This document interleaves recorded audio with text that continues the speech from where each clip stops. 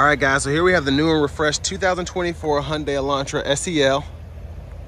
Someone's trying to look at this one, so I'm going to try and go through it as quickly as possible, but I still want to show everything. This one comes in Serenity White, so it's that pearl white, and then we have the gray cloth interior. And the powertrain for this Elantra SEL is a 2-liter naturally aspirated 4-cylinder engine, and that's mated to the intelligent variable transmission. So one of my favorite things about the refreshed Elantra is going to be this front end here. We finally get LED headlamps standard on this SEL trim, and we have the LED daytime running lights as well. And I like the sleeker look. Looks really good, I think. Now around to the wheels here, these are going to be 16-inch alloy. I like that look as well. We get passive keyless entry on the front, and then one-touch automatic up and down for the driver's side window, just regular power windows for the other 3. Rear window lock there. Power door lock controls here. We can pick a side for the power mirrors and adjust either side using that dial. Little map pocket here. Pedals there. We have a manual tilt and telescoping steering wheel.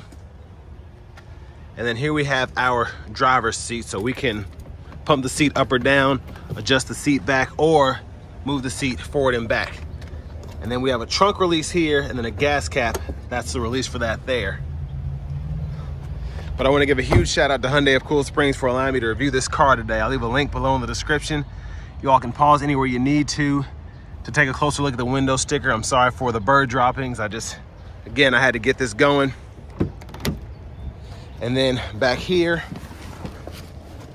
now the legroom was actually better before I messed with the seat just now, but very, very great legroom. My legs are just barely grazing the back of the seat here, so it was more like this. But again, I just adjusted the seat and messed that up, so I apologize. And I still have about an inch or so of headroom. And then we could put a plastic hanger or metal hanger on that hook there if you want to hang your shirts. 2 USB-C charge ports back here, that's great.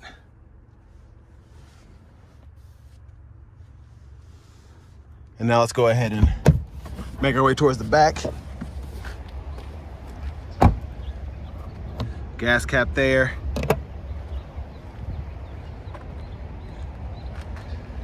And there's a look at the back end. And then we can either use that release up front or hit this button here.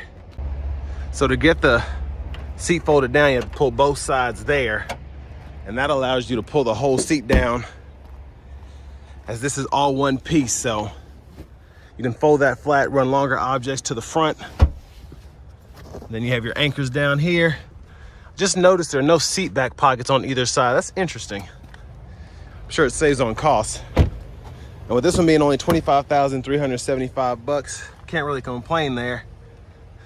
I don't ever use mine anyway. We do have the storage pocket on the side there. Glove compartment, owner's manuals. And then back to the front end here. There we have the engine bay with that 2-liter 4-cylinder.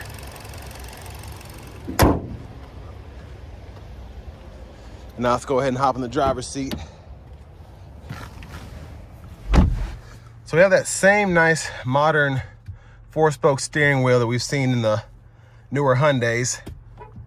There's the horn there. Over here to that 10.25-inch screen, we do get navigation standard. And then we have all of our different options here. We do have AM, FM, and XM radio, along with Bluetooth audio. And then we also have our Apple CarPlay, Android Auto compatibility. We get that wired. And then settings are all in here. Go to general, and you can change your date and time, language, things of that nature. Backup cameras there. The guidelines follow as you turn the steering wheel. Hazards are there. I like how that illuminates with the actual hazards. And then volume knob is here. You can click there to set that audio off. And then we have shortcuts for the map, nav, media.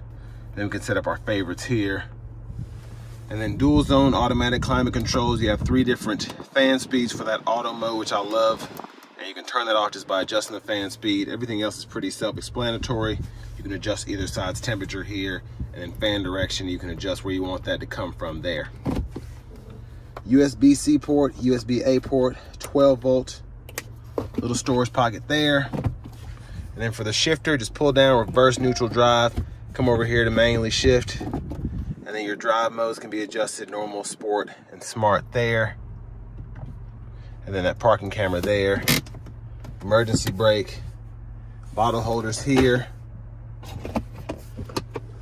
And then there's the center console cubby space. And then we have a view of the back seat.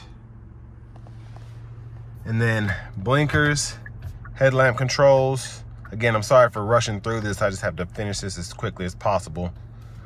And then we do have our windshield wiper control. So there's one time off, intermittent, low, high.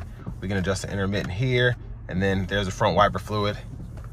Voice recognition. This mode button is what you can use to go through the audio sources. You can adjust volume here and then click to mute.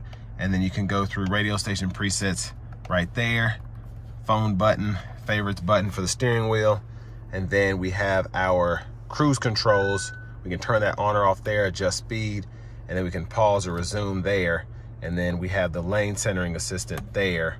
And then these buttons are for the gauge cluster. So here, this goes through your sub menus, and then within each sub menu, you can scroll up or down or hit OK to go through all of that. And then once you're in a place where you can hold for the settings, you can adjust that right over here. But push button start.